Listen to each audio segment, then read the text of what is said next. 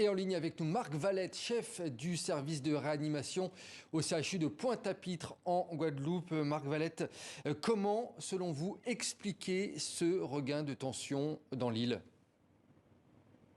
Alors, pour nous, c'est un continuum, hein. La tension, malheureusement, et la violence, on baigne dedans depuis des mois et des mois.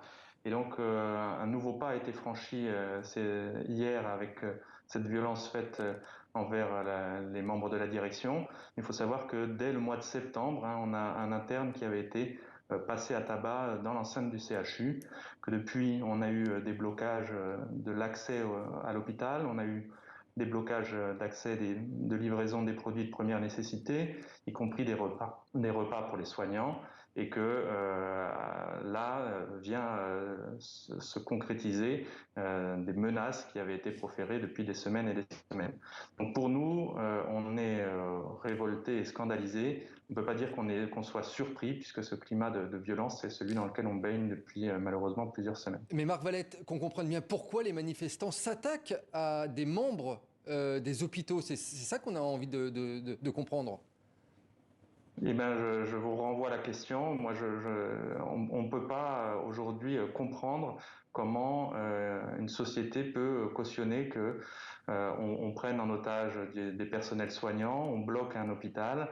Et je suis dans la même incompréhension que vous quand la violence fait irruption dans l'hôpital ou quand la politique fait irruption dans l'hôpital, puisqu'on a des gens qui ont tenu meeting dans l'enceinte de l'hôpital.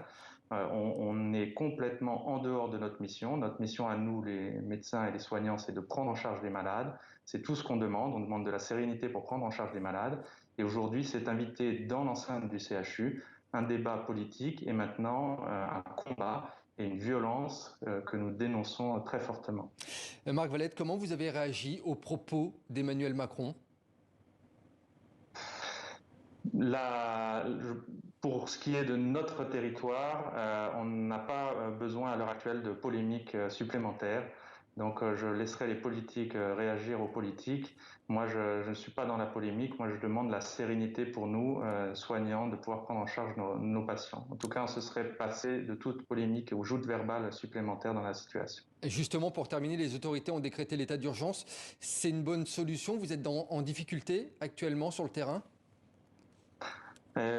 Maintenant, l'évolution des vagues Covid est bien connue, hein. C'est d'abord l'incidence qui monte en ville, ensuite au niveau des urgences et puis enfin en réanimation. Donc la semaine passée, on a vu exploser le nombre de cas en ville. Cette semaine, on a vu augmenter largement les cas aux urgences. Et pour les semaines qui viennent, on s'attend à ce que ça monte fortement en réanimation. À l'heure actuelle, on est dans la phase de préparation d'ouverture de lits supplémentaires et de formation du personnel. Merci beaucoup, Marc Valette, d'avoir réagi depuis Pointe-à-Pitre en Guadeloupe. Merci à vous.